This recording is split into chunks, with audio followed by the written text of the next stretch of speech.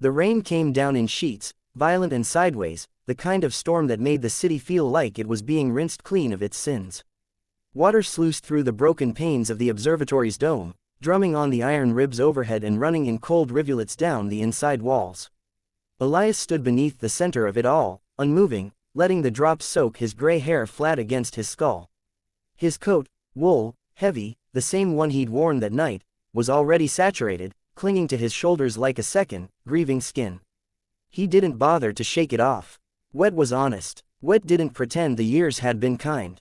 The telescope waited for him exactly as it had waited every December 3rd for 2 decades, a long brass relic, tarnished green at the joints, its tripod legs bolted to the floor as though someone once believed permanence could be enforced on the universe. Elias had been 39 when he last touched it with steady hands. He was 59 now, and the climb up the spiral staircase had left his knees trembling. Still, he came, always came. He approached it slowly, boots squelching on the wet stone.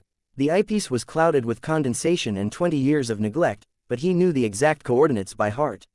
He had written them on the inside of his eyelids the way other men memorized prayers.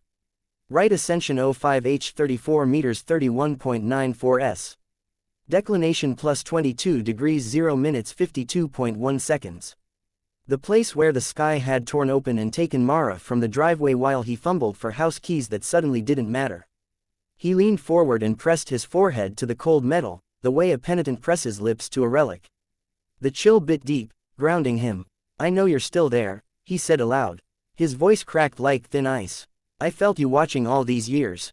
You think hiding behind clouds makes you innocent." Nothing answered except the rain, louder now, as if the storm itself resented the accusation. He closed his eyes. Behind the lids he saw her the way she had been that night, bare feet on the cold concrete, head tilted back, laughing at something bright she refused to name. "Come see," she'd said, and he'd been too slow, too earthly, too busy locking the car.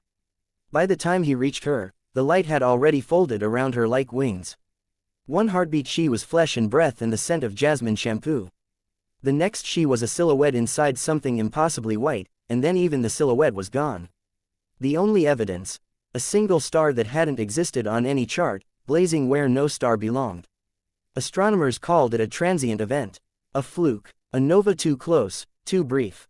They published papers. They moved on. Elias never did. He opened his eyes and wrapped his trembling fingers around the slow-motion controls.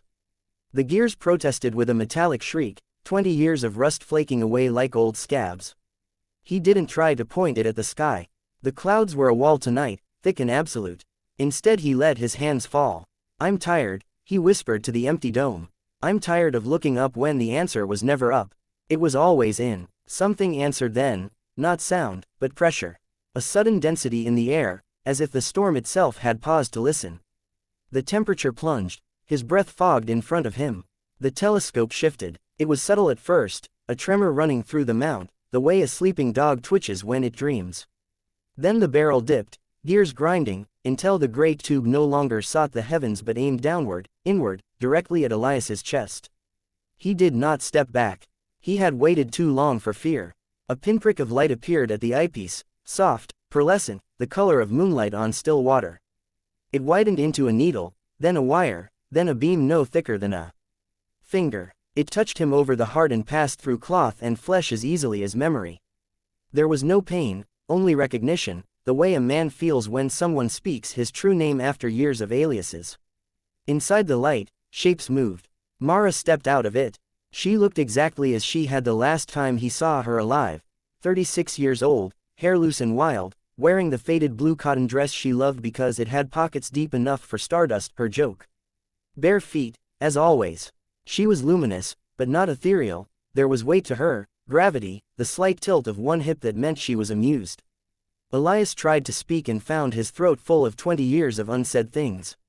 "You stubborn man," she said, voice warm with affection and exasperation. "You kept looking out when you should have looked through."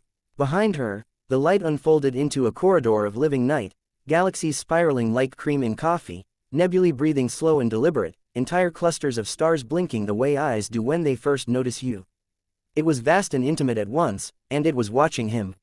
Mara extended her hand. Her fingers were solid, real. He could see the faint scar on her thumb from the night they tried to fix the telescope together and she'd sliced herself on a loose screw. "Come home, Elias," she said gently. "The view is better from the inside." Rain still poured through the broken dome, hissing where it met the light. The telescope glowed brighter, a beacon now instead of a grave marker. Elias felt the years fall away from him like wet clothing. His knees steadied. His heart, God, his heart, felt suddenly, impossibly young.